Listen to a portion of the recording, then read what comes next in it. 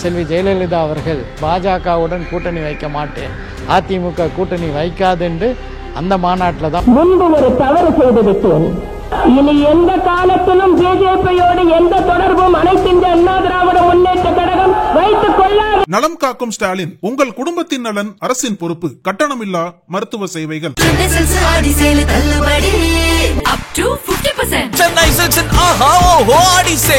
GT Holidays, South India's #1 travel brand. You know you are special when you're with GT Holidays. பெரிய மாநாடு நடத்துவதற்காக நாங்கள் திட்டமிட்டோம். அன்றைய எதிர்க்கட்சி தலைவர் செல்வி ஜெயலலிதா அவர்களை போயஸ் கார்டனில் அவர்களை சந்தித்து அழைப்பு கொடுக்கும்போது அவர்கள் ஒத்துக்கல. போயஸ் கார்டனில் இருந்து ஆழ்வார்பேட்டைக்கு ஐயா GK மூப்பனார் அவர்களை சந்திக்க வரும்போது OPS பாஜக நடத்தின விதத்தை எப்படி பார்க்குறீங்க? 2007 ரமலான் மாதம் தொடங்கக்கூடிய நேரத்தில் முஸ்லீம்களுக்கு 3.5 விழுக்காடு இடஒதுக்கீடு கலைஞர் அவர்கள் அளித்தார்கள். நக்கீரன் நேயர்களுக்கு வணக்கம். பொலிட்டிக்கல் பொசிஷனுங்கிற நிகழ்ச்சியை நம்ம தொடர்ந்து பண்ணிட்டு வரோம். இன்றைய ஆளுமை மனிதநேய மக்கள் கட்சியின் தலைவர் பாபநாசம் சட்டமன்ற தொகுதி உறுப்பினர் ஜவாஹிருல்லா அவர்கள். வணக்கம் சார்.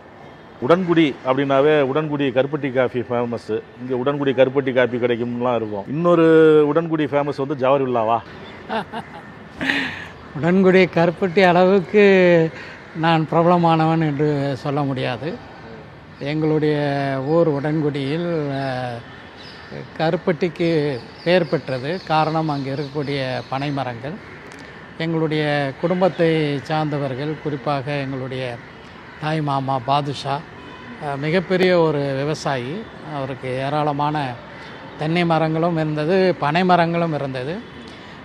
சிறு வயதில் அந்த பனை மரத்தில் பனை ஏறுவதற்காக வருவார்கள். இல்லை, அது முடியாது, அது இயலாத ஒன்று. அதுக்கென்று தனியான ஒரு தொழில்நுட்பம் இருக்கின்றது என்றே சொல்ல வேண்டும். அப்போ அந்த பதநீர் ரொம்பவும் சுவையாக இருக்கும். அந்த பதநீரிலிருந்து பிரபலமாக உங்கள் அனைவருக்கும் தெரிந்தது கருப்பு கருப்பட்டி தான். ஆனால் உடன்குடியில் இன்னொரு கருப்பட்டி உண்டு, அது வெள்ளை கருப்பட்டி. கருப்பு கருப்பட்டிக்கும் வெள்ளை கருப்பட்டிக்கும் உள்ள வித்தியாசம் என்னென்னா, அந்த பதநீரை அப்படியே அதில் வேறு எந்த இதுவும் கலக்காமல் அதை செய்யும்போது ஒரு வெள்ளை நிற கருப்பட்டி வரக்கூடிய ஒரு இது. அது இன்னும் சுவை கூடுதலாக இருக்கக்கூடிய ஒன்று. அது மட்டும் இல்லாமல் கருப்பட்டியோடு சேர்ந்து சில்லு கருப்பட்டி என்று சின்ன வகையில் அதில் சுக்கு இதெல்லாம் போட்டு அதுவும் மிகவும் சுவையானதாக இருக்கும். அதே போல் சிறு வயதில் உடன்குடி வெற்றிலைக்கு பிரபலமாக இருந்தது. இப்போது வெற்றிலை கொடிக்கால் கிடையாது. முன்னொரு காலத்தில் உடன்குடி வெற்றிலை என்பது அதுவும் கருப்பட்டியை போன்று பிரபலமாக இருந்த ஒரு பொருளாக இருந்தது. பல்வேறு இடங்களுக்கு ஏற்றுமதி நிச்சயமாக தமிழ்நாட்டின் பல்வேறு ஊர்களுக்கு போகக்கூடிய ஒரு இது. இந்த கருப்பட்டியிலிருந்து இன்னொன்று செய்வார்கள், அதுக்கு பேர் காவா. ஆமாம், நீங்கள் அரபு நாட்டில் போனால் காவான்னு ஒன்று தருவாங்க. ஆனால் இதுக்கு பேர் காவான்னு வச்சுருக்காங்க. கருப்பட்டி அந்த பதநீரை நல்லா காய்ச்சி அதில் சுக்கு, மிளகாய், மிளகு இதெல்லாம் போட்டு காய்ச்சி அதை விசேஷ நாட்களில் கொடுப்பாங்க. அதை அருந்துவதற்கு மிக மிக சுவையாக இருக்கும். விசேஷ நாளில் மட்டும் கொடுப்பாங்கன்னா அது ஒரு மருத்துவ குணம் உள்ளதா? அதுக்கு நிச்சயமாக விசேஷ நாளில் நிறைய சாப்பிடுவோம் பிரியாணி, அது அதுக்காக அப்படி என்று இல்லை. பொதுவாக திருமணங்கள், அதே போல் சில மார்க்க ரீதியான மத ரீதியான வைபவங்கள் வரும்போது இந்த காவா காய்ச்சி கொடுக்கப்படும். அதுவும் ரொம்ப சுவையாக இருக்கும். உடன்குடி கருப்பட்டி என்பது இன்றைக்கு ஒரிஜினல் கருப்பட்டி உடன்குடியிலேயே கிடைக்குமாங்கிறதே சந்தேகத்துக்குரிய ஒன்றாக ஆயிடுச்சு. இன்னமும் அந்த கருப்பட்டி தயாரிக்கிற இது இருக்குல்ல? கருப்பட்டி தயாரிக்கிறாங்க, ஆனால் ஒரு 10-20 ஆண்டுகளுக்கு முன்பு இருந்த அளவுக்கு இல்லை. காரணம் என்னென்னா, அந்த பனை ஏறக்கூடியவர்களுடைய வரத்து குறைவாகிவிட்டது. அந்த பனை ஏறக்கூடிய அந்த மக்கள் அவர்களுடைய அடுத்த தலைமுறை அந்த தொழிலுக்கு வரவில்லை.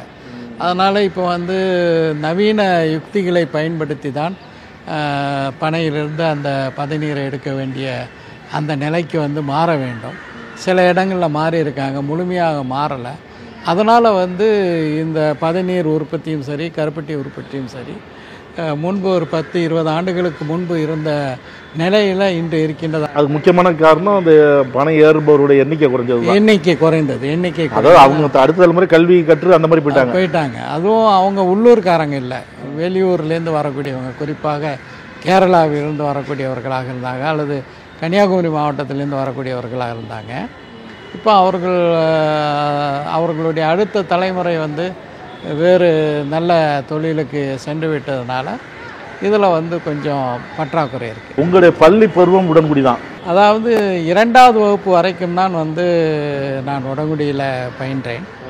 அங்கே இருக்கக்கூடிய பஞ்சாயத்து யூனியன் பள்ளிக்கூடத்தில், ஊராட்சி ஒன்றிய பள்ளிக்கூடத்தில் தான் படித்தேன். அதுக்கு பிறகு என்னுடைய தந்தை, எங்கள் தாத்தா எல்லாருக்குமே வந்து இலங்கையில் தான் வந்து தொழில். அதாவது நீங்கள் பார்த்தீங்கன்னா தூத்துக்குடி, திருநெல்வேலி மாவட்டத்தை சேர்ந்தவர்கள் ஏராளமானோர் இலங்கையில் பெரிய பெரிய தொழிலதிபர்களாக இருந்தாங்க. இந்த ஸ்ரீமாவோ சாஸ்திரி ஒப்பந்தம்னு ஒன்று சொல்லுவாங்க. அதுக்கு பிறகு நிறைய பேர் அங்கேருந்து ஊர் திரும்ப வேண்டிய ஒரு சூழல். அப்படி திரும்பிய பிறகு சென்னையில் வந்து கொத்வால் சாவடியில் வந்து வெல்லம், புளி, மிளகாய், அதே போல் எங்கள் ஊர் கருப்பட்டி மொத்த வியாபாரம். அப்போ சென்னைக்கு வர வேண்டிய ஒரு சூழல் ஆகிவிட்டது. நான் 3வது வகுப்பிலிருந்து சென்னை அரண்மனைக்காரன் தெருவில் உள்ள சென்ட் மேரிஸ் ஆங்கிலோ இந்தியன் பள்ளிக்கூடத்தில், அதில் தொடர்ச்சியாக 11வது வகுப்பு வரைக்கும் அங்கே தான் படித்தேன். அப்போ 12வது வகுப்பு, +2 கிடையாது, 10+1 ப்ளஸ் அப்புறம் பியூசி தான், அப்புறம் கல்லூரி. அதற்கு பிறகு புதுமுக வகுப்பு சென்னை. அப்போ வந்து காலேஜ் லெவலில் சொல்லுவாங்க. ஆமாம், பியூசி வந்து காலேஜ் லெவலில் தான். அதாவது 11வது வகுப்பு வரைக்கும் பள்ளிக்கூடம், அதற்கு அடுத்து ஒரு ஆண்டு வந்து பியூசி. அது வந்து ப்ரீ யூனிவர்சிட்டி கோர்ஸ், அதனுடைய சுருக்கம் தான் பியூசி. அது வந்து கல்லூரியில், சென்னை புதுக்கல்லூரியில் பியூசி படித்தேன். அதற்கு பிறகு அதே சென்னை புதுக்கல்லூரியில் பிகாம் படித்தேன். அதற்கு பிறகு சென்னை பல்கலைக்கழகத்தில், பல்கலைக்கழக கேம்பஸ்லேயே டிபார்ட்மெண்ட் ஆஃப் மேனேஜ்மெண்ட் ஸ்டடீஸ் இருக்குது. அதில் வந்து நான் எம்பிஏ படித்தேன். அதில் இந்த எம்பிஏ பற்றி ஒன்று சொல்ல விரும்புகிறேன். நாங்கள் படிக்கக்கூடிய காலகட்டத்தில், அதாவது 81, 83 மொத்தமாக சென்னை பல்கலைக்கழகத்தில் 40 மாணவர்கள் மட்டும்தான் எம்பிஏ படிக்கக்கூடியவர்கள். வெறும் 40? வெறும் 40. ஒரு கிளாஸ் தான். ஆமாம், 20 + 2 பேட்ச் இருக்கும். ஒரு பேட்சில் 20, இன்னொரு பேட்சில் 20. இதே போன்று தமிழ்நாடு முழுக்க பரவலாக எம்பிஏ வகுப்பு இருக்கின்றதா என்று கேட்டிங்கன்னா இல்லை. அப்போ தமிழ்நாட்டில் சென்னை பல்கலைக்கழகத்தில் நான் எம்பிஏ சேர்ந்த ஆண்டில் அண்ணா பல்கலைக்கழகத்தில் ஆரம்பித்தாங்க. அதுக்கு மாதிரி திருச்சியில் பாரதிதாசன் பல்கலைக்கழகத்தில் இருந்துச்சு. அதே மாதிரி மதுரை காமராஜர் பல்கலைக்கழகத்தில் இருந்துச்சு, அண்ணாமலை பல்கலைக்கழகத்தில் இருந்துச்சு. இந்த பல்கலைக்கழகங்களில் மட்டும்தான் வந்து எம்பிஏ இருந்துச்சு. இன்றைக்கு பார்த்தீர்கள் என்றால் ஏறத்தாழ 1000க்கு மேற்பட்ட நிறுவனங்கள் எம்பிஏ வகுப்பு நடத்தக்கூடிய ஒரு அந்த காலகட்டத்தில் அது ஒரு ரியல் ப்ரொஃபஷ்னல் கோர்ஸாக. இப்போ 2வது வரைக்கும் உடன்குடி, அதுக்கப்புறம் எல்லாம் இங்கே. அதுக்கு பிறகு எல்லாமே சென்னை தான். இப்போ நீங்கள் சொன்னீங்க குடும்பத்தினர் வந்து அப்பா, தாத்தா எல்லாமே வியாபாரம் சொன்னீங்க. குடும்ப பின்னணியில் அரசியலில் இருந்தவங்க இருக்காங்களா? யாருமே இருந்தது கிடையாது. நீங்கள் தான் முதல்ல? நான் தான் முதல்ல. அது எப்படி கல்லூரி பருவத்தில் அரசியல் ஆர்வம் வந்ததா? கல்லூரி பருவத்திலேயே வந்து அரசியல் என்று சொல்வதை விட சமூக அக்கறை, பொது வாழ்க்கைக்கு வரணும் அப்படிங்கிறது வந்து வேண்டுமென்றே திட்டமிட்டு பொது வாழ்க்கைக்கு வரலை. நாங்கள் சென்னையில் மண்ணடியில் வாழ்ந்து வந்தோம். செம்புதாஸ் தெருன்னு ஒரு தெரு இருக்கும், அதோடு சேர்ந்து சௌரிமுத்து தெரு எங்கள் வீடு இருந்துச்சு. அங்கே வந்து ஒரு பள்ளிவாசல். அந்த பள்ளிவாசலில் குறிப்பாக திருநெல்வேலி, தூத்துக்குடி, இன்றைய தூத்துக்குடி, அன்றைய திருநெல்வேலி மாவட்டத்தை சேர்ந்தவர்கள் தான் அதிகமாக இருப்பாங்க. நாங்கள் எல்லாரும் சேர்ந்து ஒரு சொற்பயிற்சி மன்றம் ஆரம்பித்தோம். சொற்பயிற்சி மன்றம் ஒவ்வொரு வியாழக்கிழமை இரவும் சொற்பயிற்சி எடுத்துக்கிறது. பேசுகிறதுக்கு பழகிறது. ஒவ்வொரு தலைப்பை கொடுத்து அந்த நேரத்தில் பேச்சுக்கலையை படிக்கக்கூடிய. அதோடு நாங்களே வந்து மாணவர்களுக்கு அரபி மொழி, திருக்குரான் படித்து கொடுப்பது, இது போன்ற மார்க்க கல்வியை போதிக்கக்கூடிய ஒரு நிறுவனத்தையும் ஏற்படுத்தணும். அதை சார்ந்தவங்க அந்த பகுதியில் இருந்தவங்க எல்லாருக்கும் வியாழக்கிழமை இரவில் இந்த சொற்பயிற்சி நடக்கும். இப்படியாக ஒரு சூழலில் தான் வந்து 1979 உங்களுக்கு தெரியும், அன்று USSR யுனைடெட் சோவியத் ரிப்பப்ளிக் அது வந்து ஆப்கானிஸ்தானை வந்து ஆக்கிரமிக்குது. அப்படி ஆக்கிரமிக்கும் போது 1979 அப்போது நான் சென்னை புதுக்கல்லூரியில் பிகாம் முதலாண்டு படித்து கொண்டிருந்தேன். அப்போ இந்த ஆக்கிரமிப்பை கண்டித்து மாணவர்கள் எல்லாம் சேர்ந்து இங்கு இருந்த சோவியத் யூனியனுடைய ஒரு தூதரக அலுவலகத்தை முற்றுகையிடக்கூடிய ஒரு போராட்டம்னு அறிவித்தாங்க. ஸோ இது ஒரு பெரிய ஒரு ஆக்கிரமிப்பு போகிற USSR நடத்தி இருக்கிறது. அதை கண்டித்து நடக்கக்கூடிய இந்த போராட்டத்தில் நாமும் பங்கு கொள்ளணும்னு புதுக்கல்லூரி மாணவர்களாக நாங்கள் வந்து பங்கு கொண்டோம். அது வந்து ஒரு மாணவர் இயக்கம், இந்திய மாணவர் இஸ்லாமிய இயக்கம் நடத்திய ஒரு போராட்டம். அதிலிருந்து அந்த இந்திய மாணவர் இஸ்லாமிய இயக்கத்தோடு எனக்கு நெருங்கிய தொடர்பு வந்து மாணவர் இயக்கத்தில் வந்து முதல்ல சாதாரண உறுப்பினர், அப்புறம் சென்னை மாவட்ட தலைவர், அப்புறம் அந்த மாணவர் இயக்கத்தினுடைய தமிழ்நாடு தலைவர். அதுக்கு பிறகு அது கல்லூரி காலத்திலேயே எல்லாம் கல்லூரி காலத்தில் கல்லூரி MBA படிச்சுட்டு அந்த காலகட்டத்திலேயே அதனுடைய அகில இந்திய தலைமை ஆலோசனை குழு உறுப்பினர். இப்படியாக அந்த பணிகள் போச்சு. அந்த மாணவர் இயக்கத்தில் 30 வயசு வரைக்கும் தான் இருக்க முடியும். அதுக்கு பிறகு அந்த அமைப்பில் தொடர முடியாது. மாணவர் அமைப்பு. ஆனால் மாணவர் அணியில் இங்கே 50 வயசு வரைக்கும் இருக்கிறாங்களே எல்லா கட்சியிலையும். ஆனால் அது ஜெனியூன் ஒரு மாணவர் இயக்கம்ங்கிற அடிப்படையில் 30 வயதிற்கு உட்பட்ட மாணவர்கள் மாணவர் பருவத்தை தாண்டி இருந்தாலும் 30 வயதிற்குள்ளே இருக்கணும் அப்படிங்கிற ஒரு கொள்கையோடு திட்டத்தோடு செயல்படக்கூடிய ஒரு மாணவர் இயக்கமாக இருந்துச்சு. அந்த மாணவர் இயக்கத்தில் இருந்த போதே நான் வந்து தமிழ்நாடு முழுவதும் பயணம் செஞ்சுருக்கேன், இந்தியா முழுவதும் பயணம் செஞ்சுருக்கேன், பல்வேறு மாநிலங்களுக்கு பயணம் செஞ்சுருக்கேன். இப்படியாக தான் வந்து என்னுடைய இந்த பொது வாழ்வுங்கிறது தொடங்கி அப்படியே போச்சு. எல்லார் அமைப்புகளும் கடந்த காலங்களில் வந்து தேர்தல் அரசியலுக்கு வரமாட்டோம் அப்படின்னு சொல்லி அமைப்பு ஆரம்பிக்கிறாங்க. அப்புறம் தேர்தல் அரசியலுக்கு வந்துடுறாங்கல்ல. ஆமாம், அது உண்மைதான். அதை நான் வந்து மறக்கலை. தமிழ்நாடு முஸ்லீம் முன்னேற்ற கழகமும் வந்து தொடங்கும்போது நாங்கள் வந்து தேர்தலில் யாருக்கு வாக்களிக்க வேண்டும், யாருக்கு வாக்களிக்கக்கூடாது அப்படிங்கிறத சொல்லுவோம். ஆனால் நாங்கள் தேர்தலில் போட்டியிட மாட்டோம் அப்படிங்கிற ஒரு நிலைப்பாட்டோடு தான் நாங்கள் ஆரம்பித்தோம். அது ஏன் மாற்ற வேண்டிய ஒரு சூழல் ஏற்பட்டது என்றால், ஒரு எஃபெக்டிவ் ரெப்ரசன்டேஷன் வந்து இல்லை. இப்போ அதுக்கு வந்து ஒரு பெரிய ஒரு அரசியல் அழுத்தம் வந்து கொடுக்க வேண்டிய ஒரு சூழல். அரசியல் அழுத்தத்தை தமிழ்நாடு முஸ்லீம் முன்னேற்ற கழகம் கொடுத்தது என்பதும் உண்மை. 2006 சட்டமன்ற தேர்தல் நடைபெற்ற போது திமுக அணிக்கு நாங்கள் ஆதரவு கொடுத்தோம். அந்த ஆதரவு கொடுக்கறதுக்காக வேண்டி நாங்கள் வந்து அன்றைய திராவிட முன்னேற்ற கழகத்தினுடைய தலைவர் கலைஞர் அவர்களை சந்தித்து பேசினோம். அப்போ நாங்கள் அரசியல் கட்சி இல்லை. அப்போ வந்து முஸ்லீம் லீக்குக்கு நீங்கள் இடம் கொடுக்கணும் அப்படின்ட்டு அழுத்தமாக சொன்னோம். அப்போ எங்கள்கிட்ட தான் சொன்னார், சன்னும் 3 அப்படின்னு சொன்னார். சன்னுன்னா சூரியன் சின்னத்தில் 3 இடங்கள் கொடுக்குறேன்ட்டு 2006 அந்த மாதிரி முஸ்லீம் லீக்குக்கு கொடுத்தாரு. 2007 ஒரு டெல்லியில் ஒரு மிகப்பெரிய பேரணியை தமிழ்நாடு முஸ்லீம் முன்னேற்ற கழகத்தின் சார்பாக நடத்தினோம். அந்த பேரணியினுடைய பின்னணி என்னன்னா, இடையில் ஐக்கிய முற்போக்கு கூட்டணி ஆட்சி UPA ஆட்சி வந்தது. அதுக்கு முன்னாடி அதே 2004 நாங்கள் வந்து தஞ்சாவூரில் அந்த தேர்தலுக்கு முன்பாக ஒரு பெரிய பேரணியை அகில இந்திய அளவில் இடஒதுக்கீடு தரணும்னு தமிழ்நாடு முஸ்லீம் முன்னேற்ற கழகத்தின் சார்பாக நடத்தினோம். ஐக்கிய முற்போக்கு கூட்டணி ஆட்சி வந்துச்சு. நீதியரசர் சச்சார் தலைமையில் ஒரு குழுவை போட்டாங்க. நீதியரசர் ரங்கநாத் மிஸ்ரா தலைமையில் இன்னொரு குழுவை போட்டாங்க. அந்த குழுவும் பரிந்துரை கொடுத்தது. அந்த பரிந்துரையில் முஸ்லீம்களுக்கு இடஒதுக்கீடு தரணும் அப்படிங்கிறது அந்த சுருக்கமாக சொல்லலாம் பரிந்துரை.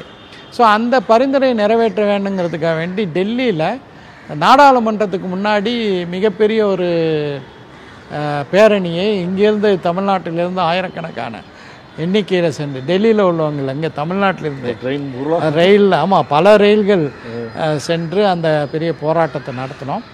அதனுடைய விளைவு தான் வந்து இன்றைக்கி பார்த்திங்கன்னா அகில இந்திய அளவில் இந்த ஓபிசிக்கான 27 விழுக்காடு இடஒதுக்கீடில் 2.5 விழுக்காடு இதர பிற்படுத்தப்பட்ட முஸ்லீம்களுக்கு ஐக்கிய முற்போக்கு கூட்டணி ஆட்சி டாக்டர் மன்மோகன் சிங்குடைய ஆட்சி அந்த இடஒதுக்கீடை கொடுத்ததுன்னா அது எங்களுடைய போராட்டத்தினுடைய விளைவு தான்.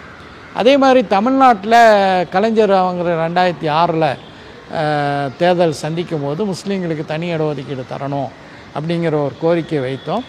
2007 ரமலான் மாதம் தொடங்கக்கூடிய நேரத்தில் நீண்டகால கனவாக இருந்த முஸ்லீம்களுக்கு 3.5 விழுக்காடு இடஒதுக்கீடு கலைஞர் அவர்கள் முஸ்லீம்களுக்கு அளித்தார்கள். அந்த இடஒதுக்கீடினுடைய பலன் இன்றைக்கி மிகப்பெரிய அளவில் மக்கள் அனுபவித்து வருகிறார்கள். இந்த சூழலில் இப்படியாக நாங்கள் நடந்து கொண்டு இருக்கும்போது தான் வந்து ஒரு எஃபெக்டிவ் ரெப்ரசன்டேஷன், அதாவது ஆக்கப்பூர்வமான பிரதிநிதித்துவம் சட்டமன்றத்திலும் நாடாளுமன்றத்திலும் இருக்க வேண்டுங்கிற ஒரு நோக்கத்தில் தான் மனிதநேய மக்கள் கட்சிங்கிற ஒரு அரசியல் கட்சி தொடங்கப்பட்டு அதில் வந்து நாங்கள் 2011 அன்று அதிமுக கூட்டணியில் போட்டியிட்டு 3 இடங்களில் போட்டியிட்டு 2 இடங்களில் வெற்றி பெற்றோம். அதுக்கு முன்னாடி கூட 1999 தமிழ்நாடு முஸ்லீம் முன்னேற்ற கழகத்தின் சார்பாக சென்னை கடற்கரையில் வந்து முஸ்லீம்களின் வாழ்வுரிமை மாநாட்டை நடத்தினோம். அந்த மாநாட்டில் அன்றைய முதலமைச்சர் அன்றைய எதிர்க்கட்சி தலைவராக இருந்த செல்வி ஜெயலலிதா அவர்கள் வந்து பங்கு கொண்டு பேசினாங்க. அந்த எங்களுடைய வாழ்வுரிமை மாநாட்டில் தான் செல்வி ஜெயலலிதா அவர்கள் கடந்த காலங்களில் நான் பிஜேபியோடு தேர்தல் உடன்படிக்கை வைத்து கொண்டிருந்தேன், அது தவறு, இனி ஒருபோதும் அதிமுக எங்கள் மாநாட்டில் தான் இனி ஒருபோதும் பாஜகவுடன் கூட்டணி வைக்க மாட்டேன், அதிமுக கூட்டணி வைக்காதுன்னு அந்த மாநாட்டில் தான் வந்து அவங்க வந்து பேசுனாங்க. இந்த மாதிரி சொன்ன ஜெயலலிதா வளர்த்த கட்சி அதிமுக அப்படி போகலாமான்னு இன்னை வரைக்கும் அந்த வார்த்தை தான் சொல்லிட்டு வராங்க. மிக முக்கியமான ஒரு விஷயம் வந்து என்னென்னா, நாங்கள் வந்து முஸ்லீம்களின் வாழ்வுரிமை மாநாடு அப்படிங்கிற பேரில் இடஒதுக்கீடு கோரிக்கை மையமாக வைத்து ஒரு பெரிய மாநாடு நடத்துவதற்காக நாங்கள் வந்து திட்டமிட்டோம். முதல்ல வந்து அது 1997 டிசம்பர் 6 அந்த மாநாட்டை நடத்துவோம் அப்படின்னு பிளான் பண்ணோம். ஆனால் அந்த 1997 கோயம்புத்தூரில் செல்வராஜ் என்கின்ற கான்ஸ்டபிள் அநியாயமாக படுகொலை செய்யப்பட்டது, அது தொடர்பான நிகழ்வுகள், அதனால் அதை நடத்த முடியல. 98 டிசம்பர் 6 அதை திட்டமிட்டோம். அப்போதும் வந்து சில அசம்பாவிதங்கள் ஆங்காங்கே அந்த சூழலில் நடத்த முடியல.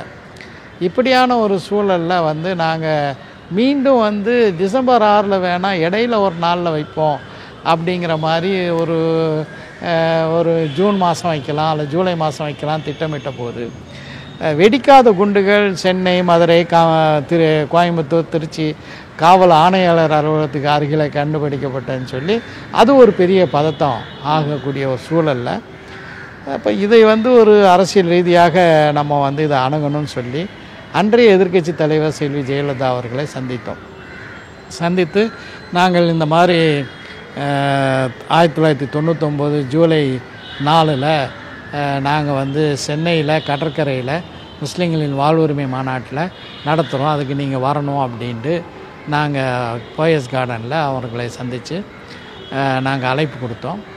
அழைப்பு கொடுக்கும்போது அவர்கள் வந்து நான் சொல்கிறேன், நாளைக்கு உங்களுக்கு சொல்கிறேன் அப்படின்ட்டு உடனே ஒத்துக்கலை, நாளைக்கு சொல்கிறேன் அப்படின்னு சொன்னாங்க. நாங்கள் வந்து பாயஸ் கார்டன்லேருந்து அப்படியே ஆழ்வார்பேட்டைக்கு ஐயா ஜிகே மூப்பனார் அவர்களை சந்திக்க வரும்போது